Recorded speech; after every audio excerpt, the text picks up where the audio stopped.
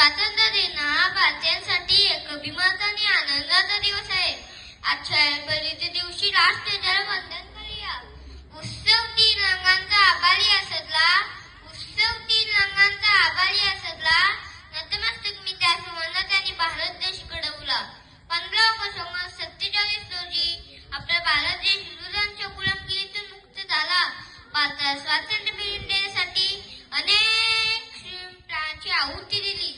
अमान कर्तव्याची लावचवाची प्राची, अमान कर्तव्याची लावचवाची प्राची, देवना तुम्ही छान लागतो देशाची शान. अशा थोर सुविधांना माझा सलाम. एवढं माझे तुमचं पसंत. जय जय महाराष्ट्र. धन्यवाद.